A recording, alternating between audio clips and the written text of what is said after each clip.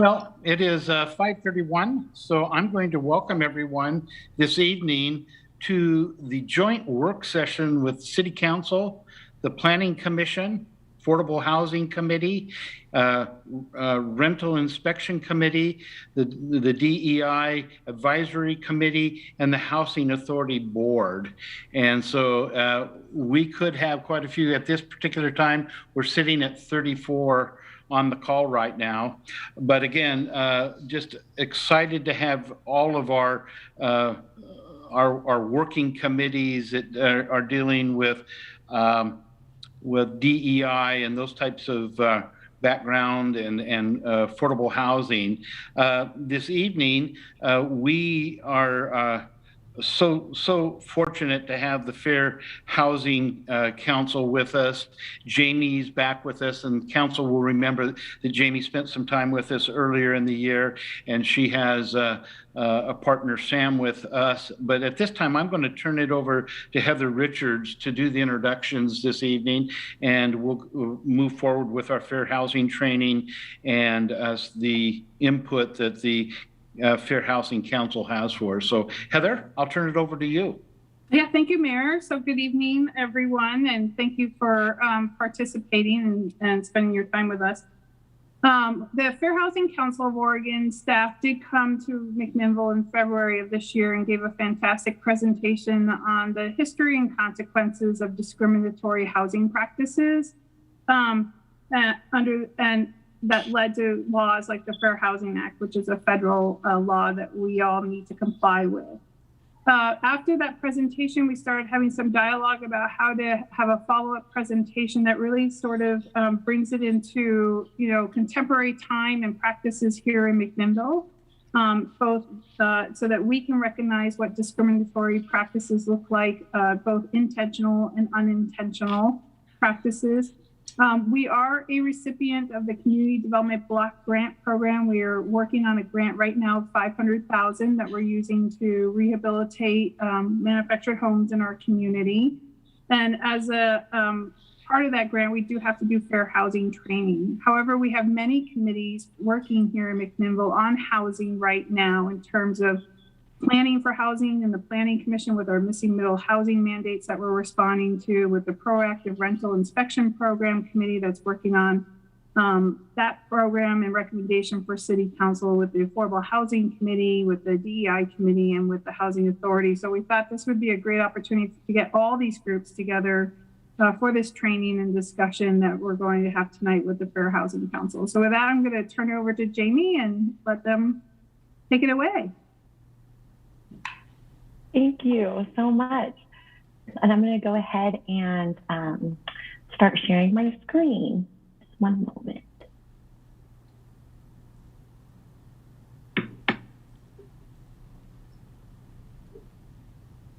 All right. So let me know if you can see my notes. I don't think you will, but we should be ready to go. Okay. Yeah, so the slides are showing, Jamie, so it looks good. Thank you so much. So the first things first, we have a quick statement from the Department of Housing and Urban Development. I'll just read that through. The work that provided the basis for this publication was supported by funding under a grant with the U.S. Department of Housing and Urban Development. The substance and findings of this work are dedicated to the public. The author and publisher are solely responsible for the accuracy of the statements and interpretations contained in this publication.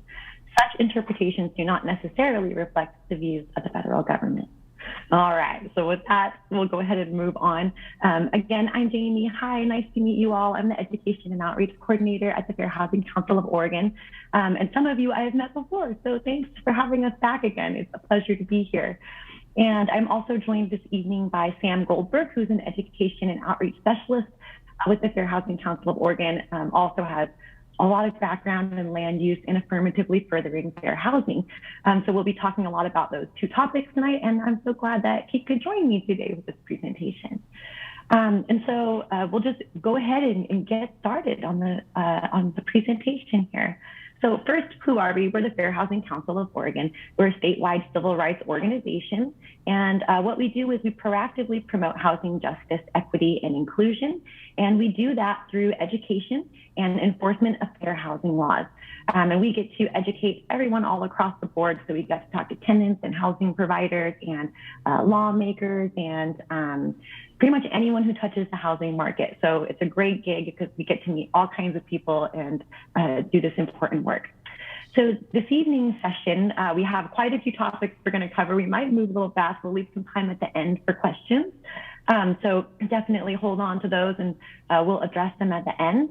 And we're going to be talking about fair housing basics very briefly, just go over some definitions, a brief history of discriminatory zoning and land use, but very brief. I know we went over that earlier this year, but it kind of helps to lead in and give some background for what we'll be talking about.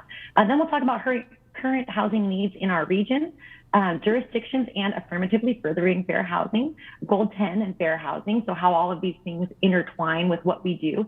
And protected classes. And we'll talk about the housing crisis that exists in Oregon right now. There's a lot of housing that's needed. Local land use approval processes and Oregon's revised statutes, because as you were mentioning earlier, there's definitely some stuff happening with missing middle housing and that kind of work. And I know that the city of McMinnville is working really hard to start getting all of that going. So kudos to all of you. And then some quick strategies for developing needed housing, which I'm sure many of you have probably visited that idea before. And Fair Housing Council of Oregon has just looked through some suggestions and we picked some of our favorites just to go over at the end. So we'll move right along. So fair housing laws are civil rights laws that promote equal access to housing. And they make it illegal for housing providers to discriminate against certain groups. Also for making sure that we are creating housing opportunities and equal opportunity to housing in cities. And then also it's just different than landlord-tenant law. A lot of people get that confused. So fair housing law is about when somebody's being treated differently because of their identity or their protected class. And landlord-tenant law, when we're talking about housing, is more about like what can be part of a lease agreement and how terminations can be handled. But fair housing comes into play when someone's identity is involved. All right, so we're going to go ahead and move right along. So fair housing discrimination is treating a person differently in any housing transaction because that person is a member of a protected class. So fair housing means always is connected to protected class folks. And who are those people? Well, the federally protected classes are race, color, national origin, and religion. Those first four were added during the original civil rights movement in the 1960s. Later, sex was added in the 70s. This also includes survivors of domestic violence. And familial status was added in the 80s, so that means families with children are now protected. And also people who are living with disability were also added then. And that came along with the independent living movement. Then Oregon also adds its own set of protected classes. So that is, those are marital status, so it doesn't matter if you're single, married, or divorced. None of that should come into play when you are going into a housing transaction or looking for housing. Source of income is also a protected class here in Oregon. And that means folks who are using rental assistance like Section 8 vouchers, other agency rental payments, TANF, SSI, and SSDI are included here. There's a little asterisk there because they weren't explicitly written into the law, but we know now that it was meant to be included by the legislators because case law has been settled, and it was settled in favor of the people who are being discriminated against because of those sources of income. So there are included there. Sexual orientation and gender identity is also protected in Oregon, and also some locations have their own sets of protected classes. So depending on what city you're in, there might be additional protected classes. For example, some cities protect age over 18 because college students were having a hard time finding housing because some housing providers would say, oh, you have to be 22 and up, right? Which meant that a big group of folks, college students, were blocked from housing. So some cities decided to add that one. Okay, so why fair housing for jurisdictions? how does it intersect with fair housing, the work that cities and counties do? Well, there are a lot of folks who are members of protected classes that live in affordable housing. Also, in like the larger, kind of more dense housing, like apartment complexes and that kind of thing. And cities get to make decisions about where those are and where they go and how many folks can live there. Also, there are protected class citizens who might need special considerations from jurisdictions. Like, for example, somebody could request a reasonable accommodation from the city that's asking for a setback requirement to change so that they have room to put in a ramp for a wheelchair. So those are some examples. There are types of housing developments that might be proposed to be built where protected class individuals live. So for example, adult foster homes could be one of those places. And location equals opportunity. So local governments make decisions on which kinds of buildings are allowed to exist where, in which areas of the city. So we ask things like, are cities building affordable housing in neighborhoods with great schools, lots of transportation, job opportunities, or is affordable housing or other kinds of needed housing, is it kind of located all in one area of the town and kind of like segregated into certain neighborhoods? So those are some things that we take into consideration when we're talking about fair housing in jurisdictions. And also cities should have clear and objective standards for codes, design concepts, and ordinances, which means that when you read them and you apply them, you should basically know how that's going to play out. So there shouldn't be any questions there. So we'll go into a very brief history of how we got here, a little bit, just very little bit about that. So between 1930s to the 1980s, the government enacted some institutional policies that solidified practices to segregate American cities. So the federal housing loans, they were made available, but only to white Americans. And so we'll have more on that later, but certain folks didn't, many people did not have the opportunities that others did to get those loans. And, you know, those investments have grown over time, and there's a big gap in home ownership, and that's one of the biggest reasons why. VA loans were withheld from Black Americans who had served their country, and those loans, again, were used to buy houses and to gain wealth. Transportation improvements were implemented that sometimes demolished entire neighborhoods, predominantly those occupied by people of color. So maybe that a freeway could go there, but in addition, those freeways often segregated neighborhoods with concentrations of people of color who were living in poverty. So really in some neighborhoods, you can look at the city and you can see this freeway going through, and it very clearly separates one group of people from another. And I know that that happens throughout Oregon, you know, and also in bigger cities. And so it can be harder to identify in some cities, but definitely happens all across, even in rural communities. And then white flight happened after World War II when the suburbs were constructed. They were made available mostly to whites only, those new suburbs. And predatory banks would encourage white homeowners to leave inner city neighborhoods and move into those suburbs, right? So that they could gain, you know, sell those homes. They often used racist propaganda to scare white homeowners into selling their homes, you know, using saying untrue things, lies, for instance, implying that people of color, when they moved into those city neighborhoods, it would result in, you know, property values going down and crime rates going up. Again, all untrue. But in turn, a lot of, you know, there was a white flight from those areas. Oftentimes the cities would then start pooling resources, and sometimes those areas would then turn into ghettos. And then also urban renewal and removal, we say, because basically this is gentrification. And it often turns into displacing communities. So the housing sometimes is located in like a blighted or older area. It's needed to be renovated, sometimes with tax dollars, and the original residents are asked to leave. And when that housing is renovated, the rent goes up, and those people oftentimes can't afford the rent to come back in. So they're displaced into areas oftentimes with less opportunity there. So something that, again, that we take into consideration, we think about this history when we talk about what's happening now, to prevent those things from happening and consider those populations and make sure that we're not displacing folks. So redlining was the discriminatory process of rating neighborhoods for stability using the presence of the people of color or new immigrants as major factors for deeming a neighborhood unstable. So they decided which areas would be lined in which colors or which would be unstable just because of who lived there solely, right? So definitely discriminatory. It was a system created by the government-backed Homeowners Loan Corporation in the 1930s. And neighborhoods where people of color or new immigrants lived were colored in red, meaning that it was believed that the value of the homes there were declining, but again, only based on who lived there.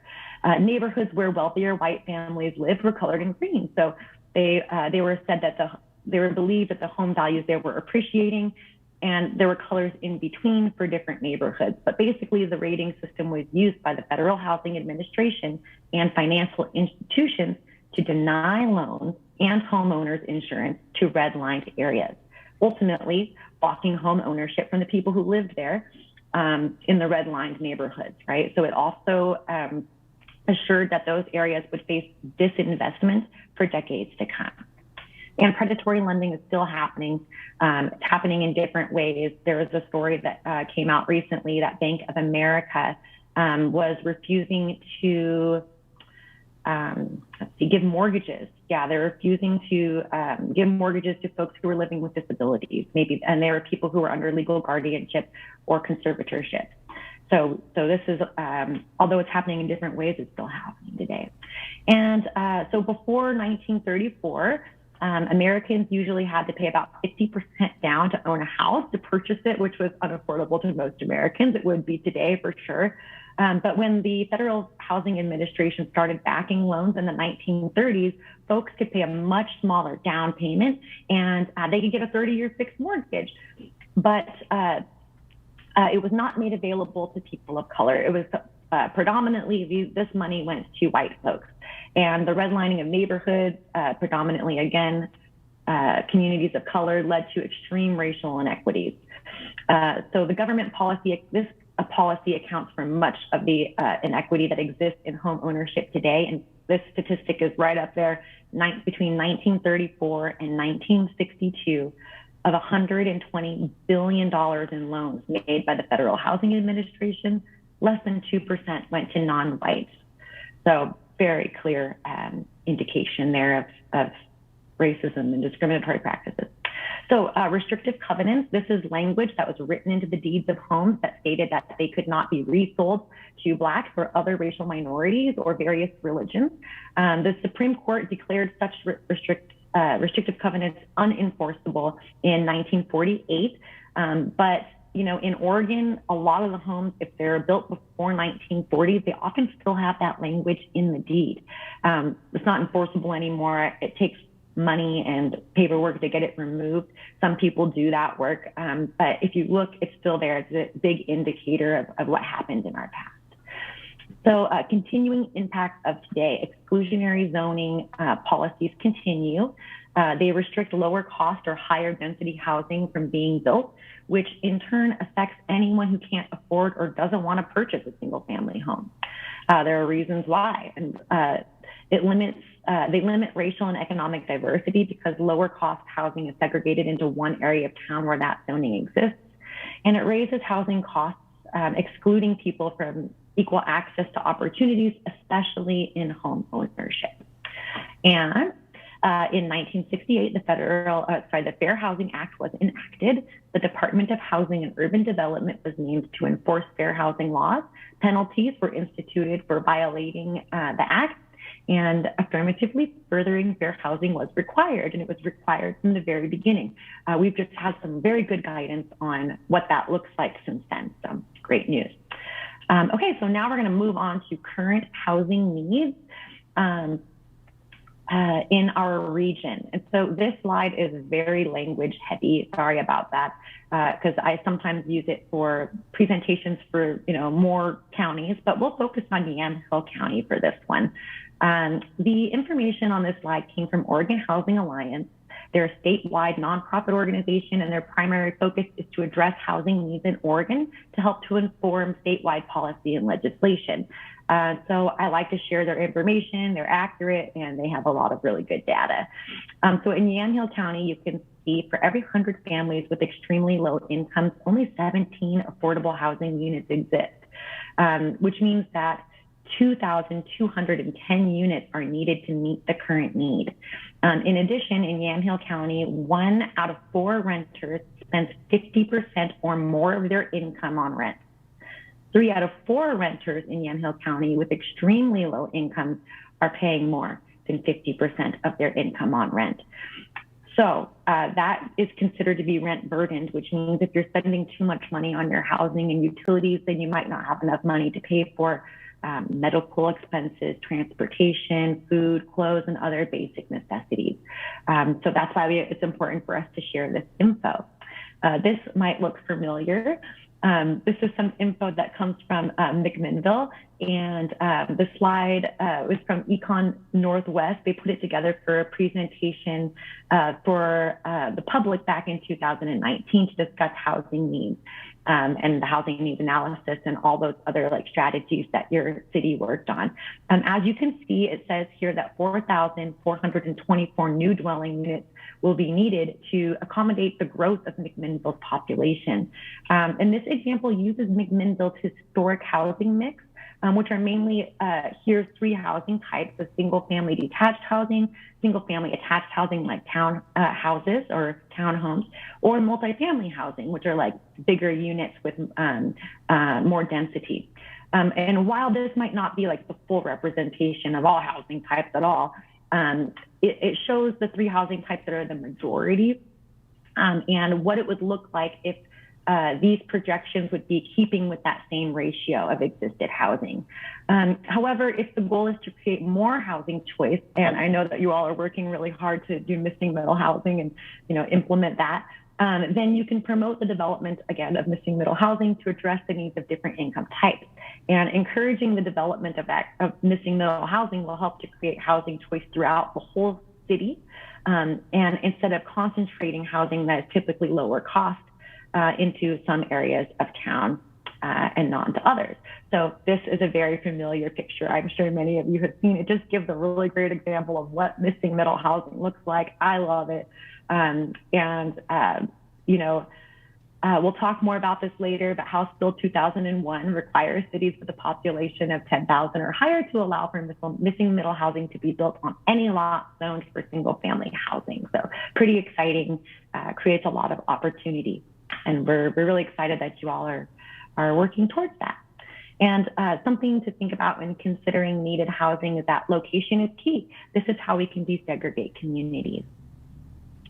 And so thinking about economic opportunities and where different kinds of housing exist and who lives there. So with that in mind, we're going to go ahead and just look at some maps from McMinnville. And you can see here on your zoning map that the brightly colored yellow zoned areas, they're R1 areas or they're residential areas. So there are lots for single family housing or attached single family houses like townhomes. It's pretty condensed into a couple areas of town in the north and northwest part of town, which is not unlike a lot of cities across the country and across Oregon. This is how cities have been doing this for a long time. And you can see there's definitely some spots where it's mixed in this pink area. Those are more dense housing types. And you can see some of them are a little mixed in, but a lot of it's kind of separated there. So this next slide came from a recent community center sitting discussion. So it might look familiar to some folks. And what this is a map of median family incomes by block group into from the lowest income to the highest. Okay, so you have these numbers here from 1 and up, and the lowest are the lowest median incomes, and the higher numbers are the highest. And when we look back at the zoning map, you can see that the areas with the highest median family households are also the areas largely zoned for single family housing, with very little variety choice in those neighborhoods. And we're also seeing that the areas with the lowest median family incomes are also areas zoned for multifamily housing that are close to lots that are zoned for commercial use as well. So they see them kind of close together. I can flip back actually to that last slide so you can see up at the top kind of right part of the map, there's a lot of like pink and red mixed together. So that's kind of like commercial and multifamily housing. And so, yeah, so that's, and then if I flip back to the slide that we were just on, you can kind of see where those lower numbers are along those lines where that red and pink was together, where those multifamily housing and those commercial zones were kind of together. So the big takeaway basically is that many neighborhoods are segregated by socioeconomic status, and it's important to spread out housing types in each neighborhood to provide housing choice for people of all income levels. And that's basically what that missing middle housing is for, to kind of create housing opportunities in neighborhoods where folks might not be able to live otherwise if that housing didn't exist.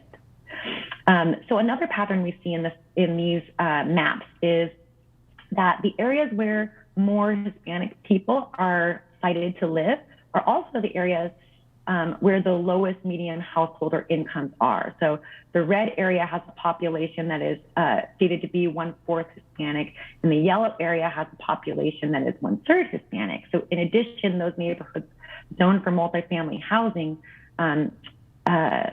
in addition, those are the zones that have a lot more multifamily housing. So this shows that in some McMinnville neighborhoods are segregated by race or national origin, and that those people often have less income and are living in multifamily housing that is in one part of town. So we show this information to just kind of, because it's, again, like I mentioned at the beginning of the presentation, it can be really hard to determine like where these areas are and where is everybody living, and where are the lines, you know, that show where segregation is happening. And so that's why we like to talk about it. And we know that you all are working so hard to address these things through all of your housing plans that are coming through and the work you're doing. So in addition, the areas zoned for single family housing in the north and northwest parts of town have some of the highest median household incomes. The data show that they are also overwhelmingly white neighborhoods. So you can see that little pie chart. It shows the lack of diversity in that neighborhood. But we did see that there are some apartments that have come up there, and I know that more development has happened since these maps were created, which is really good news for folks who maybe couldn't afford a single family home, but who still really wanted to live in that neighborhood. And then this map also shows that same pattern as well, that the areas highlighted in yellow at the top left are zoned for single family houses. And this area has one of the highest median household incomes, and it's predominantly populated by white people. So again, like concentrations are segregated in different areas. Something I found interesting here is that it says that the demographic by race in this area is 3/4 white, but that there are some people living in this block area who are also Hispanic, American Indian, and folks of multiple races. But then I look down at the bottom there, and there's another little area that is highlighted here. And when I looked at the zoning, it also looks like that might be multifamily housing. So I would wonder, like later when you're doing your analysis and deciding, you know, about zoning in the future, which demographic lives in which area, right? And maybe if there's ways that you can work to desegregate those other neighborhoods. Which I know you all, again, are doing such good work around this. We're really excited about that. So we're going to move into jurisdictions and affirmatively furthering fair housing. And okay, so affirmatively furthering fair housing is about both addressing discriminatory actions and working to undo the history of segregation. So that means eradicating and preventing discrimination and segregation. So the Department of Housing and Urban Development has been under an obligation to do this in its program since the 1960s, when the Fair Housing Act was passed. They just didn't have much guidance on how that was supposed to look. Affirmatively furthering fair housing, again, is about addressing the removal of barriers to housing choice. It creates ways for people to access housing choice and therefore access opportunity. And you all, as you know already, as was mentioned at the beginning of the presentation, when jurisdictions are receiving community development block grants, they have further obligations to further fair housing. And that's why I'm so glad we get to be here today with all of you. All right, so I skipped a slide. Where do zoning and planning choices intersect with fair housing laws? Zoning and planning decisions often significantly affect the lives of protected class citizens. Planning and zoning decisions can last for the lifetime of the building or the freeway. A building or a freeway can stand for over 100 years, right? So when we think about the longevity of that, who it might impact, it's really important. For example, when a city chooses to create zoning for denser or affordable housing in historically impoverished neighborhoods, usually with the best of intentions, it's just that the land is often less expensive there, right? So it's like, oh, that's attractive to developers. Sometimes that seems to make sense, but what it can do is those housing types will be there for 100 years, and it could cut off economic opportunity for proper health care, access to healthy food, et cetera, if those neighborhoods, again, were historically impoverished. So things to take into consideration. And cities make decisions like, again, where the housing can be built, how many people are allowed to live there, occupancy standards, what kinds of materials are allowed to be used to build the housing, right? And that affects the cost of development, and it affects, how long the houses will last, like the tenure of the building. What kinds of cities can help to get some tax credits, right? And they can apply for those, and that makes it more attractive to developers to build affordable housing and other kinds of housing. Cities can decide what kinds of allowances they'll make or special considerations for protected class citizens. Like we said, allowing a setback to be changed for a ramp to be put in for somebody who maybe is using a wheelchair. And equitable code enforcement, right? Like, are the codes being enforced equitably across all neighborhoods? So again, that's why it's important that we talk about these fair housing implications. So something also we can talk about are indicators of barriers to equal opportunity to housing. So we were talking about, like where folks are living and what parts of town they're in, what qualities are we looking for in a town that maybe say, oh, wow, there's a lot of opportunities. Is low-income housing available where there's access to education, right? So how are the schools performing? What are the teacher ratios? Are there free lunch programs? Is there opportunity for economic development? Like, is the city providing incentives like tax credits we talked about to build out affordable housing? Is affirmative marketing being used? Like, this is a family-friendly complex, or it's a fully accessible building. Is there a healthy economy where the housing exists? Are there job opportunities where there's low-income housing? Or are there food deserts? Are there public works that benefit the people there, like libraries and parks? So if you're seeing that only low-income housing in your area exists where there's barriers, like the ones I mentioned, then there could be economic segregation. So something to keep in mind. And we also were asked, which I thought was a really cool request, like, who's doing really good affirmatively furthering fair housing work in Oregon? And we were like, the city of Bend did a pretty good job. So in their 2019 analysis of impediments of fair housing choice, the city of Bend looked at geographical dissimilarities of different services and found some clear divisions on race and class lines. So as you can see on the left, you can see the locations on the photo on the left there, the map. You can see where affordable housing investment has occurred, and clearly it's overwhelmingly clustered on the east side of town. Note the division line on the north-south highway and rail lines, making it literally the other side of the tracks. On the right map, you can see the different middle schools, as well as the percentages of students in each district who belong to an ethnic minority. And so you can see where that line is. The line is the same on both maps. So these are just some of the many tools of analysis which Bend used to illustrate different housing-related inequities to work on, right? So all cities are working on this. Again, it was the way that cities were planned, and that's why we're working so hard to think up new ways to plan cities to change these things. So glad that we could provide that for all of you, that example. Fair housing laws prohibit land use regulations, restrictive covenants, and conditional or special use permits that may limit housing choice based on protected class. So this language is a little vague.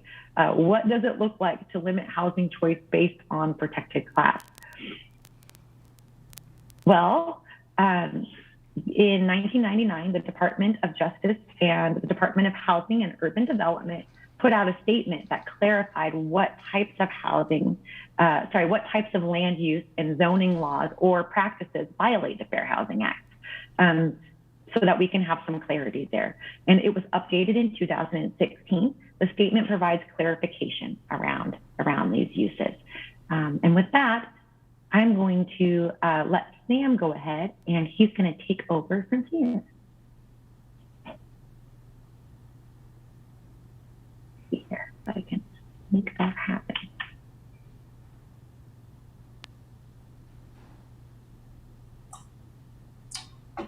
Thank you, Jamie. Let's see, here we go. Okay. So we're looking at some common fair housing land use violations. So for instance, that could be requiring projects to undergo additional approval steps. It could mean requiring projects to have extra screening, setbacks, and other design modifications. Or it could be requiring burdensome public safety requirements. And these really fall under both the federal AFFH guidance, and some of them also would be violations of state land use laws. So we'll get into both of those. One common land use violation that you might see is prohibiting or restricting the development of housing based on the belief that the residents have a particular protected characteristic, such as race, disability, or family status. So for instance, we already talked about how multifamily developments tend to be where people of racial, ethnic minorities end up being concentrated. It's definitely true for people with disabilities. So if a city, for instance, was to put a moratorium on the development of multifamily housing because of concerns about those residents, then that would be a violation. Imposing restrictions on housing because of alleged public safety concern, based on stereotypes about the residents or anticipated residents who have protected characteristics.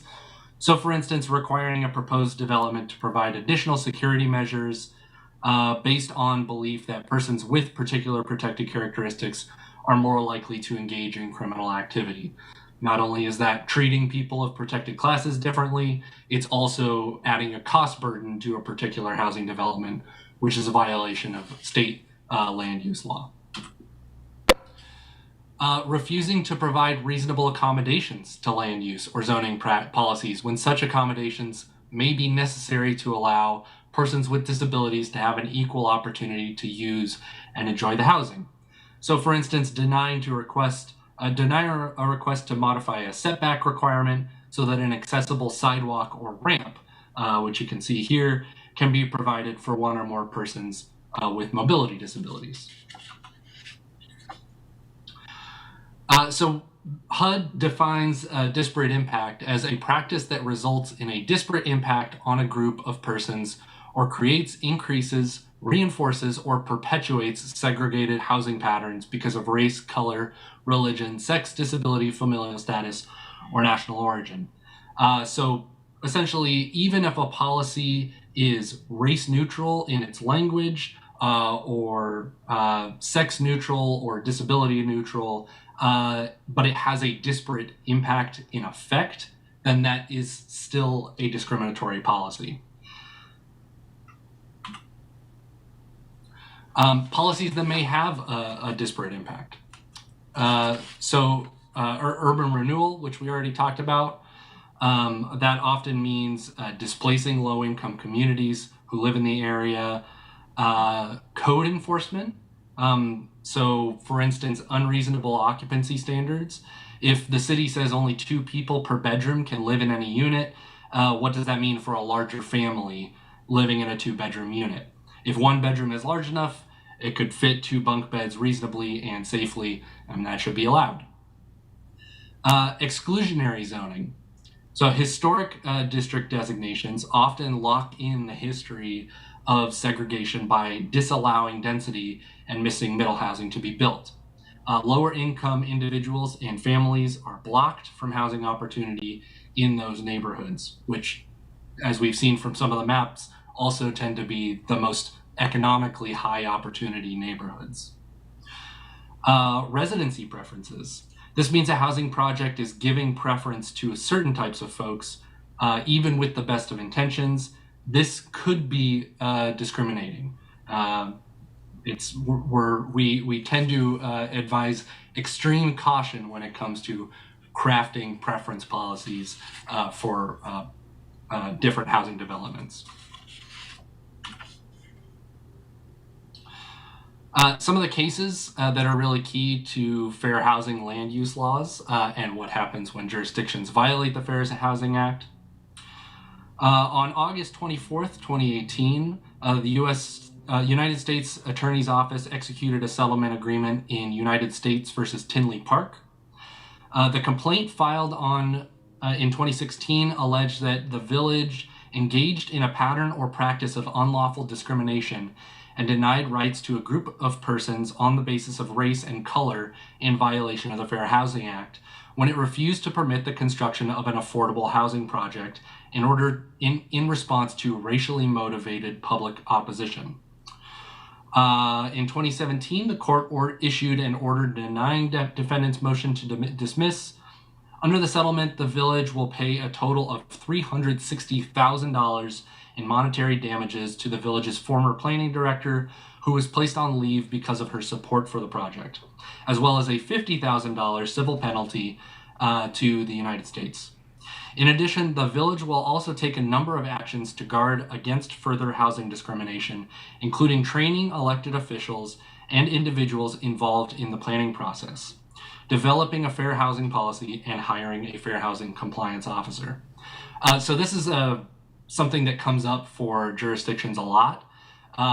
When you are promoting a new housing development or taking some action that could sway that could decide whether a new housing development gets built or not built, and the decisions of the elected officials end up getting swayed by discriminatory comments by members of the public. So while the members of the public are well within their First Amendment rights to make those discriminatory comments, that cannot be the basis of the jurisdiction's decision.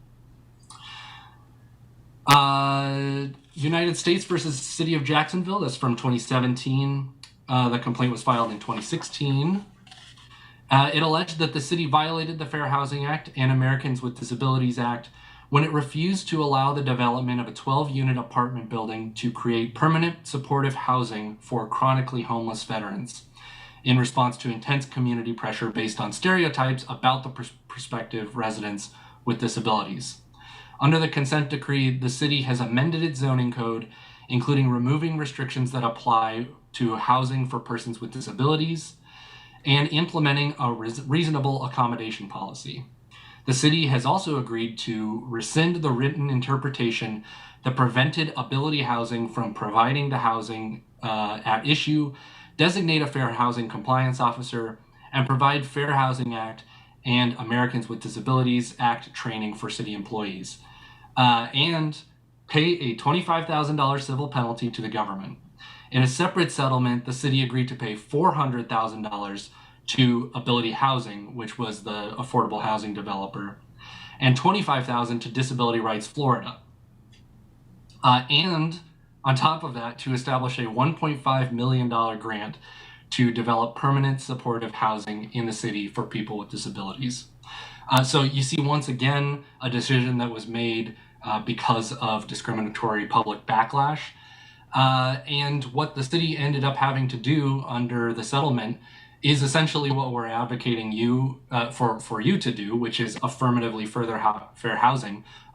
All of those measures would be considered affirmatively furthering fair housing policies, except on top of that, they also have to pay very significant civil penalties. So it's definitely an example that it's better to get this done ahead of time before you end up in any kind of legal trouble. And then finally, United States versus City of Beaumont, Texas. That was in 2016. The complaint, which was filed on May 26, 2015, alleged that the city implemented and enforced spacing requirements and overly restrictive fire code regulations for small group homes for individuals with intellectual or developmental disabilities in violation of the Fair Housing Act and Americans with Disabilities Act. The consent decree requires the city to pay $435,000 in monetary relief to 11 aggrieved individuals and a $15,000 civil penalty.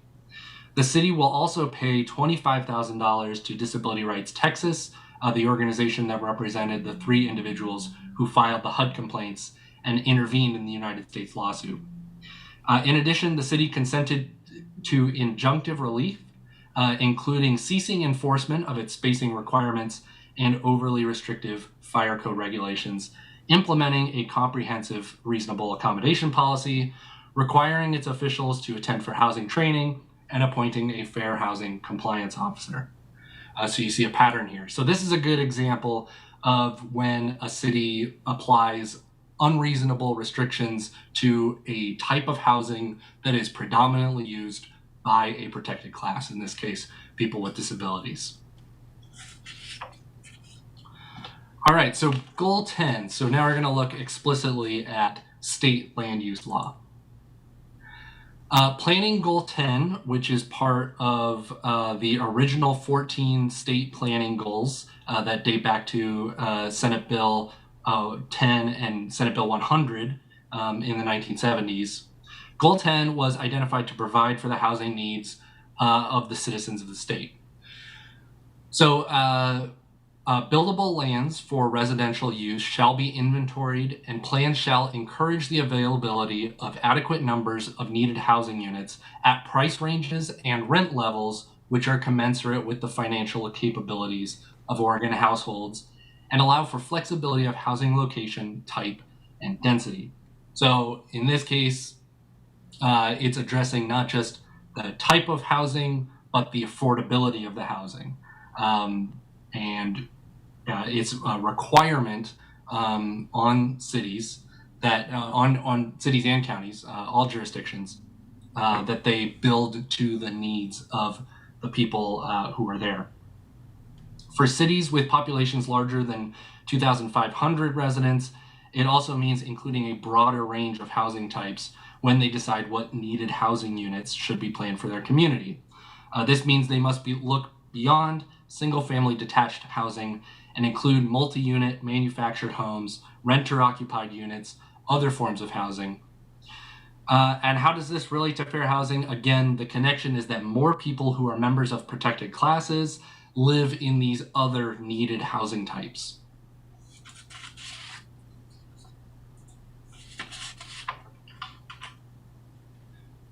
So what does Goal 10 have to do with fair housing? Because many protected classes earn lower incomes than their non-protected class counterparts, people who are certain races, and those who are of other national origins or who live with a disability are much more likely to earn lower incomes and need different types of housing. Goal 10 addresses residential segregation by income. Income can be a proxy for protected classes in our state. They overlap and they intersect. And the housing needs analysis, which is required under Goal 10, encourages more housing types than just single-family detached housing, which is not affordable to most Oregonians. So let's talk about those housing needs analyses. Because the comprehensive planning process in Oregon is based on cities having a 20-year supply of land, the HNA is needed to determine if the city is satisfying this need. If the city has a deficit of housing supply for the next 20 years, the city must either expand its urban growth boundary, increase the amount of allowed housing development on lands already within the UGB, or combine these two alternatives, which tends to be what happens. So the big takeaway when it comes to Goal 10, cities must plan for affordable housing for the people within the urban growth boundary, not just now, but for the next 20 years. And they must allow needed housing types.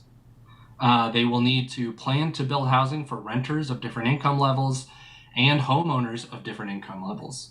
Cities with a population larger than 2,500 must include those broader housing types. That could include, in addition to everything that I've already listed, mobile home parks, manufactured homes, and farm worker housing, which is another thing that was specified in Goal 10. So a question we get all the time is, if cities and counties must plan for needed housing, why is there an affordable housing crisis? As many of you know, there are a lot of factors that go into building affordable housing. Procuring funding can be difficult. Look at the grants and tax credits you can apply to through the state to encourage affordable housing development in your area. So that could be low-income housing tax credit or the affordable housing tax credit. All of those can be used to develop housing below market rate. Look at the available land. Is there enough available land in the urban growth boundary? Or can lands be upzoned to really spur the development of more housing? And then, of course, we have a lot of community acceptance issues that we've already talked about. NIMBYism, or not in my backyardism, is a common obstacle to building more affordable housing. So that discrimination against needed housing is often fear-based. It's fears about who will live there. And it's based on misconceptions. What will it look like? What will this new affordable housing look like? Will it be properly maintained?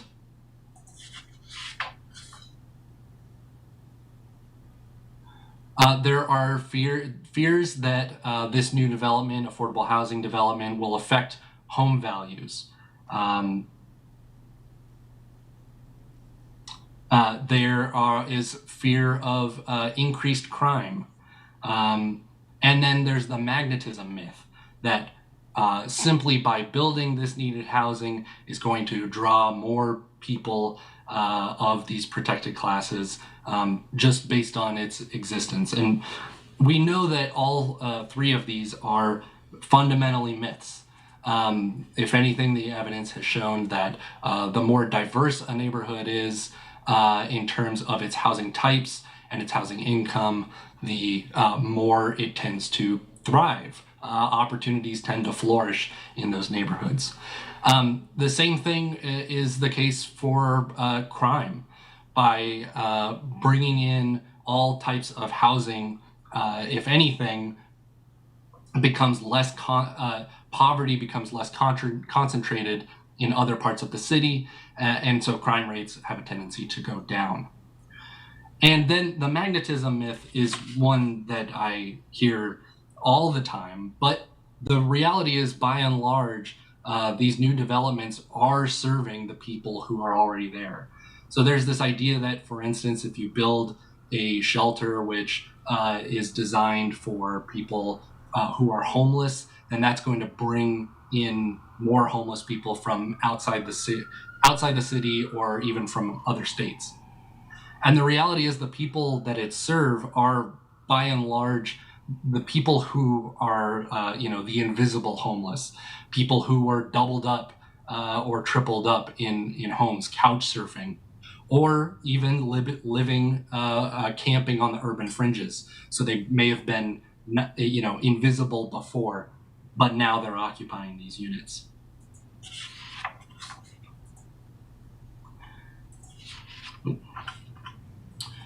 All right, so this is something that I kind of addressed already in those cases. Public decisions about housing. Community members, again, have the right to express opposition to projects, even for discriminatory reasons, as long as it's not illegal intimidation, as long as it's not a threat. They are within their free speech rights. But it is very important that that is not the basis for the decisions that elected officials make. It can't be based on a protected class. And it can't also, these decisions that elected officials make can't cause disparate impact on protected classes.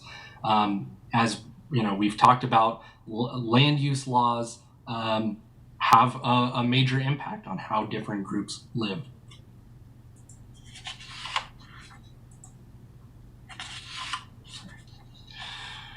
All right, so in Oregon, we have seen a lot of housing challenges for people faced by people living with a disability. There is a significant shortage of units already. We are in a significant deficit of units which are accessible for people with mobility-related disabilities.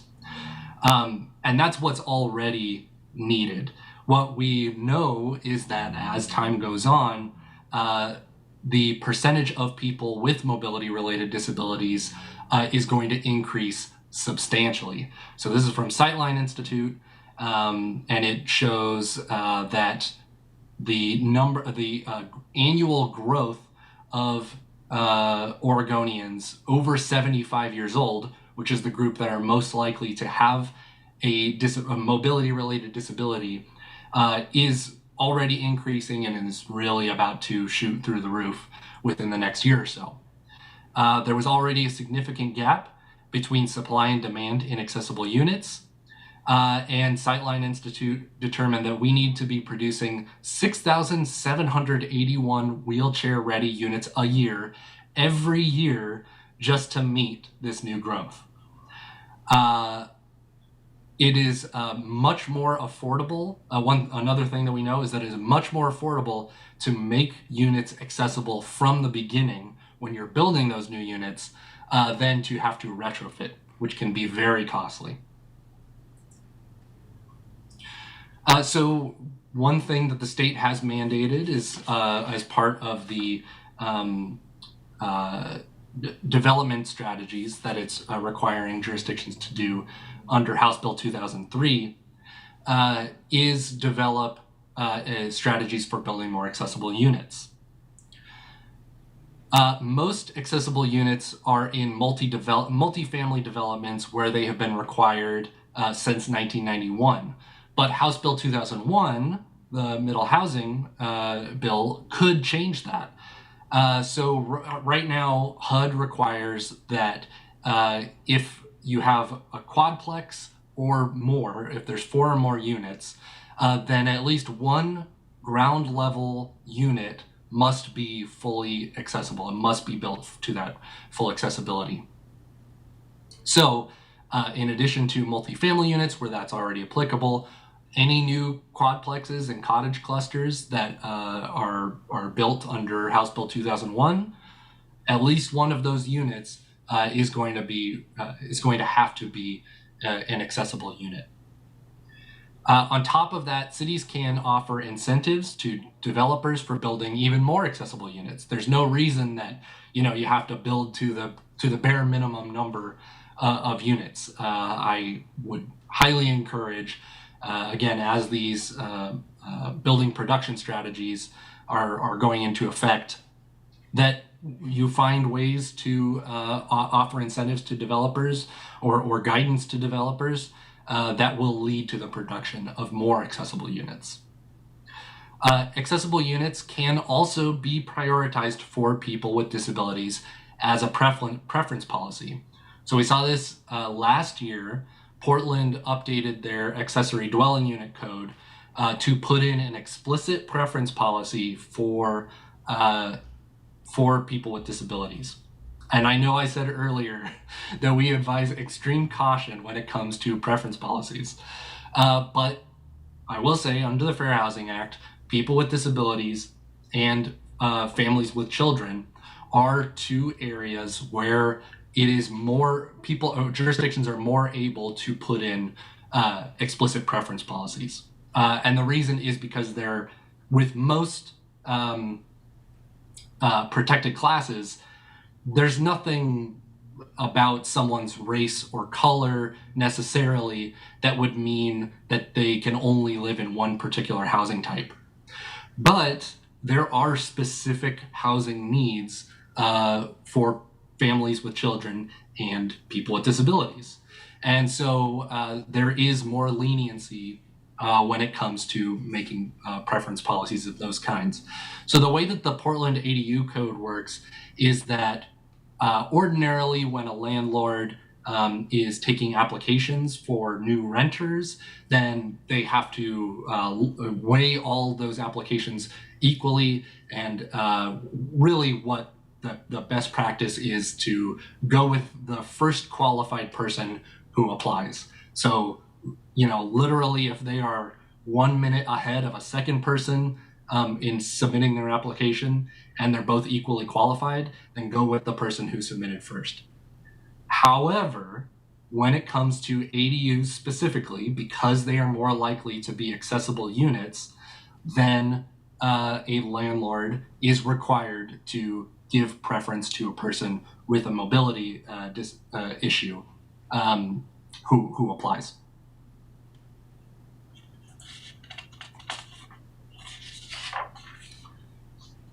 I should say, if the city of McMinnville wants to do that, I highly encourage speaking with the city attorney, because even in something like that, where there is more leniency on creating a preference policy like that, it's got to be carefully worded.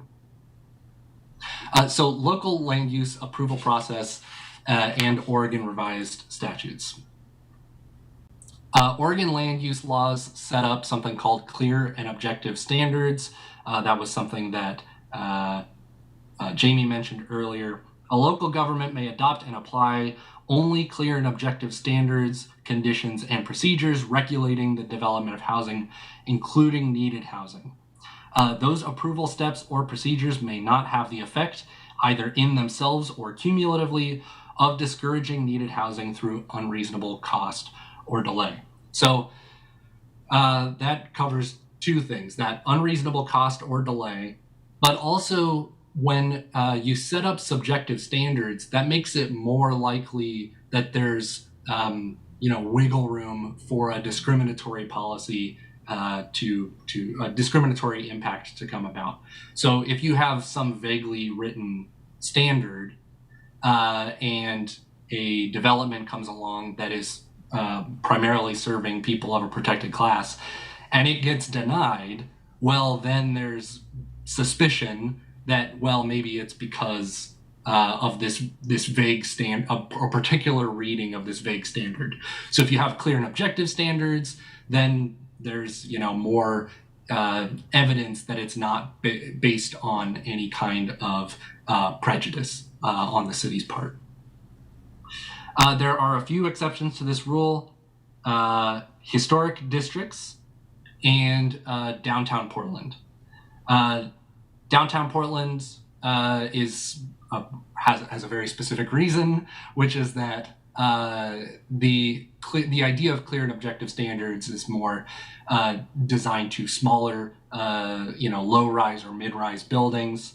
Downtown Portland is of a density that it's only going to be high-rises, and it's very hard to regulate high-rise development with clear and objective standards. But it also has those historic districts, and as I talked about earlier, those can be a bit problematic. And cities may offer an alternative track to approval, but they have to allow, or they have to have clear and objective standards, as at least have those. So are standards both clear and objective? It can't be one or the other, it has to be both. Does it contain subjective or value-laden analysis in these regulations? It should lead to certainty of application. So when you read the objective or standard, it should be easy to tell what the outcome will be when it's applied. There won't be any guessing about how applying the standard will affect the project. So if a developer is meeting these basic standards, then they should know when they apply for a building project whether or not it's going to get approved. There shouldn't be any kind of guesswork. If they follow the standard, then they should be approved. So here's some clear and objective standards, some exceptions to clear and objective standards. They're mandatory so that developments aren't delayed by lengthy and expensive approval processes. However, certain cities, which tend to be larger, can offer an additional discretionary track for developers who don't want to follow the C&O standard and want to do something more architecturally unique or tailored to a specific location. So the fair-haired dumbbell in the central east side of Portland, which you see above, obviously that would never have been approved through clear and objective standards. There's no way to write a clear and objective standard that would allow something like that. But it did get approved by the Portland Design Commission. So while most new developments still go through the clear and objective process, having that optional track keeps the city's architecture diverse and interesting. But both processes have a role to play. Historic districts, as I mentioned, have their own set of design standards to preserve historic architecture in the neighborhood. However, many argue that historic designation is often used as a tool of exclusion, keeping out density and needed housing types while locking in historic patterns of segregation. So, examples of clear and objective standards. Are these standards clear and objective? Evergreen plants shall be used where a site obscuring landscape screen is required. Sure, that's very clear. Evergreen plant, so you know what you need to plant.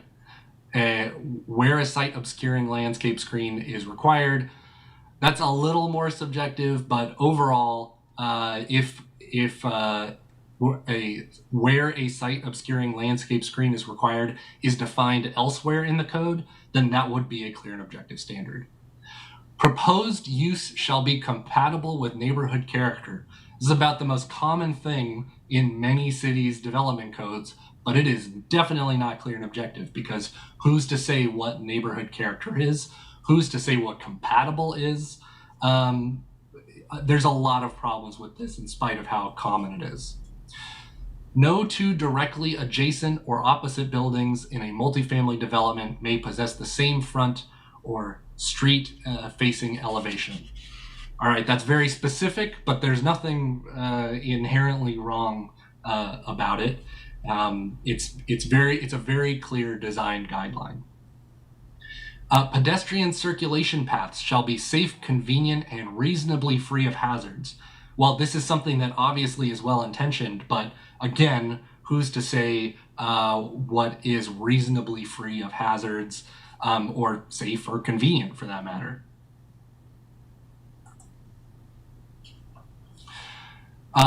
Oregon land use laws, as I mentioned, they outlaw unreasonable cost or delay to needed housing developments.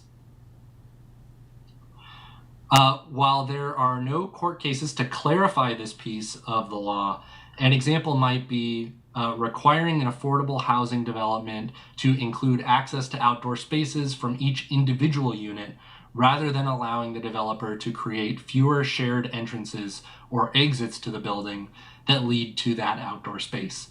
It's much more cost effective to build fewer entrances, exits to the building that all residents can use and have access to the outdoor space. Therefore, it could be argued that requiring each unit to have its own entrance or exit to outdoor space would be an undue cost. I can tell you a specific example from Portland that was a bit of a fight last year. The residential infill project, which is how Portland is addressing its obligations under House Bill 2001.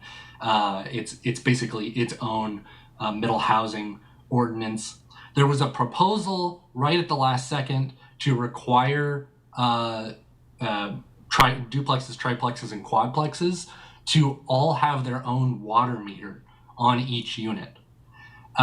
which would have cost something like $2,000 additional per unit to install this new digital water meter.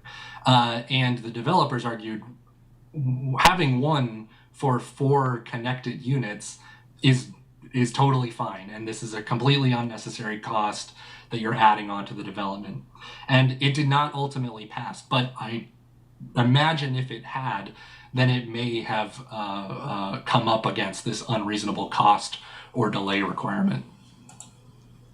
Hey, Sam, I just Yes. also wanted to step in and let you know that we got about 10 minutes and then 10 more for questions, just giving you a timestamp. Okay, perfect. That is just about the exact time that I need.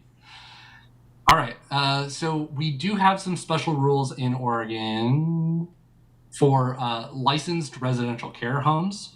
Those are required to be allowed in all residential zones, mobile homes and parks, and farm worker housing.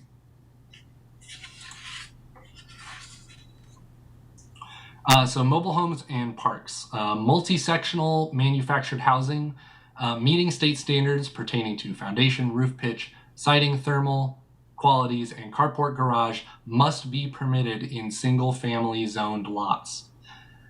And mobile home parks must be an allowed use in areas planned and zoned for residential density of 6 to 12 units per acre. Clear and objective standards for design and placement are okay. So regulating mobile home parks out to the middle of nowhere is not allowed under Oregon land use law. We also have those special rules for farm worker housing. Outside of the urban growth boundary, farm worker housing must be allowed in one or more zones in rural centers and areas committed to non-resource uses. So this does not really apply to the city of McMinnville, but it is nevertheless a really important exemption for a state that is so that has such a thriving agricultural sector. And then we've got those special rules for residential homes and facilities. A residential home is a facility with 5 or fewer residents. They are permitted by a state regulatory agency, and they must be a permitted use in residential zones and any commercial zone that allows single-family dwelling. Residential facilities, which are a little bit bigger, 6 to 11 residents, they're also permitted by the state, and they must be permitted use by the jurisdiction in any zone where multifamily housing is permitted. They can also get conditional use approval where a multifamily housing is a conditional use, which is sometimes what you'll see in commercial zones or even industrial zones. So some questions to ask. Are the requirements and processes imposed like those imposed on similar projects in that zone? Are you treating a development for people with disabilities the same way you are, the average residential development? Are the standards that you're applying clear and objective? Are there requirements that are slowing down the project? For instance, extra community meetings. And are the decisions caving to NIMBYism? Remember, local governments can listen to all the comments, but they should not be making decisions about needed housing based on discriminatory comments. All right, so we've got a little bit of time left. Some strategies to promote inclusive housing. House Bill 2003 will require cities with a population of 10,000 or greater to create a housing production strategy 1 year after the housing needs analysis deadline. This bill was passed to ensure that jurisdictions are working to address the needs identified in their housing needs analysis. The strategy must include a list of actions a city will take, such as revising regulations or providing financial incentives to promote the development of all identified housing needs. So, housing needs analysis, identifying what types of housing you need. That's been a requirement since Senate Bill 100 all the way back in the 70s. But now the state is holding jurisdictions to account for coming up with an actual plan of how to put that into practice.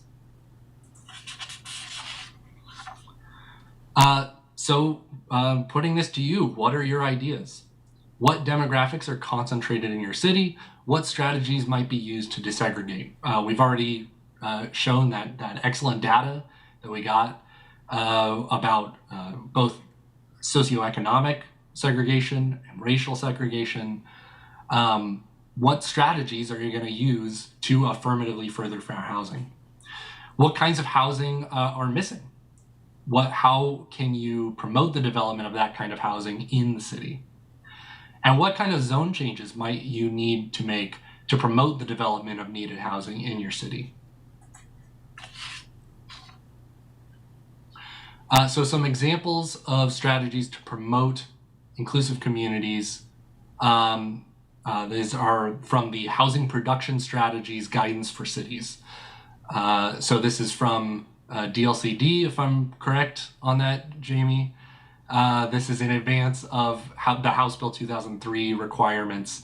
That is correct. That is correct. Okay. Yeah. And that includes inclusionary zoning. Creating intentional zoning policies that disperse density throughout the city and create a variety of housing types in every neighborhood. Short-term rental regulation. Obviously, places like, or the companies like Airbnb have become huge factors in the supply of actual housing units in the city. So, rethinking the types of regulations that cities have on those might be a good way to make sure that there's actually adequate supply for the people who live in your community. Removing or reducing minimum parking requirements, that is definitely something that is that can drive up the costs of housing development really quickly. And generally reducing the power of NIMBYism, promoting these policies and these developments as things that are beneficial for your community, making sure that all of the people that live in your community are properly served and having access to all of the opportunities that your city provides. So we'll send a lot of resources. We have a lot of different guides that deal with land use and fair housing and the intersection of that. Also affordable housing and fair housing, the intersection of that.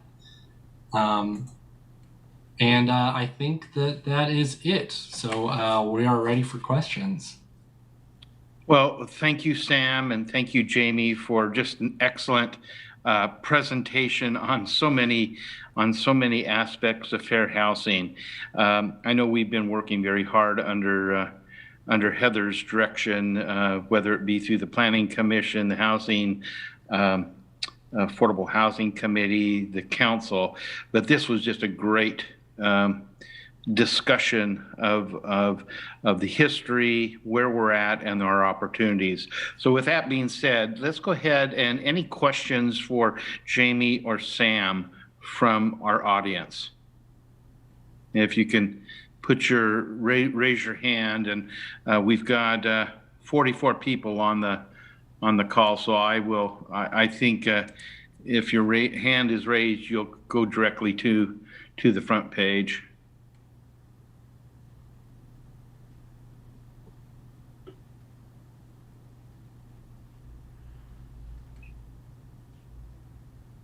Okay, Chris Chenoweth, and then Mark Davis after that. Chris?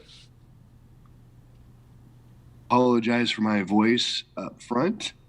It is not my normal voice. This is what I would call a creepy baritone voice, aka a head cold.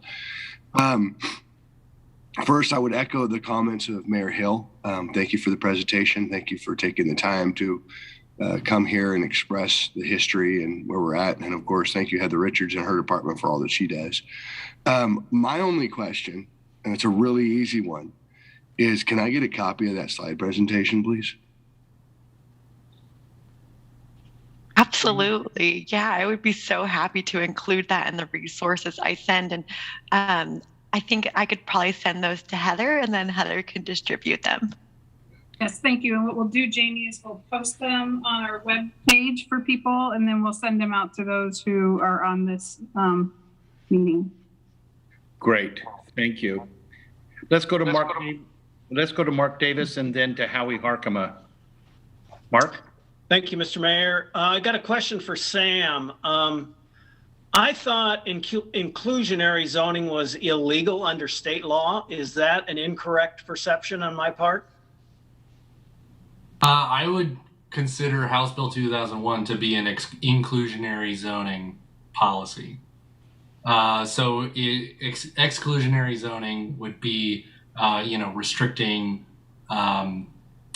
zoning, restricting most of the land to single-family zoning, which was the policy for most of the 20th century. And so inclusionary zoning would be reversing that to essentially ban only single-family zoning. And that is going to be the case for McMinnville. They fall into the large city standards. So some number of duplexes, triplexes, quadplexes, and cottage clusters are going to be required in all residential zones in the city. So Sam, I think what Mark's getting at is inclusionary zoning in Oregon state law is specifically requiring a certain number of units to be affordable units in a housing development. And right now that is only allowed in apartment structures of 20 units or more. Okay. I want to plant a seed with you, the Fair Housing Council. McMinnville has worked with Representative Noble over the last couple of years to advocate for a pilot project that we would do in McMinnville, where we would be allowed to have inclusionary zoning, so the requirement of affordable housing for housing projects of 20 units or more, and not just in apartment structures, because those aren't built here at that size. So we'd like to be able to require it in subdivisions and multifamily complexes. We're going to be meeting with Representative Noble to bring that into the short session. It got a lot of support 2 years ago and got hijacked at the end for a gut and stuff bill, but it is something that we're interested in pursuing. Thank you very much for clarifying that. Yeah, you're right. I get so the fair housing world and the affordable housing world, there's frequently a lot of overlap, but sometimes it's one of those things where the jargon is a little different. The same phrase can mean different things in the two different fields. So thank you for clarifying that. And Mark, thank you for the question. I know it's something that we've been working very hard on, so thank you for clarifying that for the group. Let's go over to Howie. Howie? Thank you, Mr. Mayor. I have two questions. The first being tiny houses and ADUs, and the second question is how often are those utilized in Oregon currently? And the second question is, Jamie, would you talk about your online library that you can go to and get a lot more information than was given here tonight? So are ADUs and tiny houses something for the future? Increasingly, yes. I would say, Oregon only passed the ADU requirements in 2017. Housing, when the law changes, very frequently it takes a long time to really see the impacts of the law. Housing is a very long game, and so it takes a while to see the investments of those pay off. But increasingly, absolutely. I'm based in Portland, and both ADUs and tiny houses are proliferating across the city. Thank you. And for our online library, firstly, I will say that very soon we are going to have a new website that will be even easier to traverse and also a lot more accessible. So something to keep in mind if you go to visit the site, but I'm going to go ahead and just put this in the chat. Jamie, you must have hit your mute button. apologies. Here is the link to see all of our guides that we have online.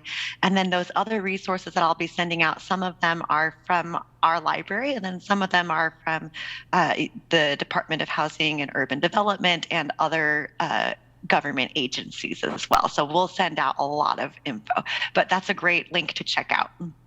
Great. Let's go to Joan Rapkin. Joan, go ahead. You're on mute.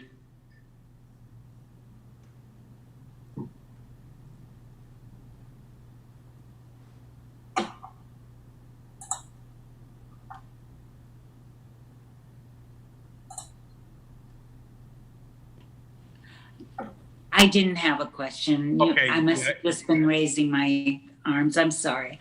No, well, yeah, your hand was up, so good.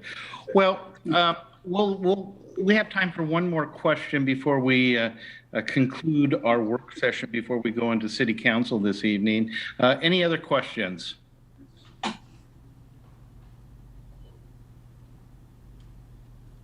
Seeing none.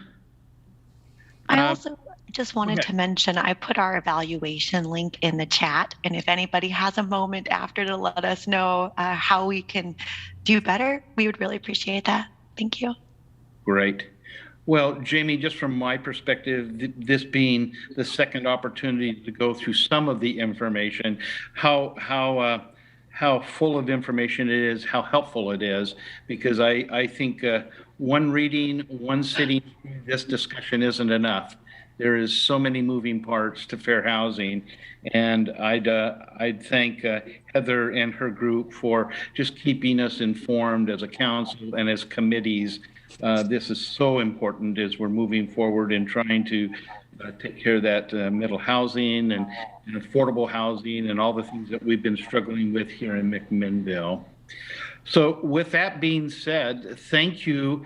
I think we were up to 49 individuals on this call at one point, and that is heartwarming to know that we've got enough individuals that have concerns in these areas. And again, Jamie and Sam, thank you so very much for taking the time tonight, for your expertises and taking difficult topics and making them pretty user-friendly for us. So again, thanks everyone. We'll now move over to the Zoom call for City Council for those that would like to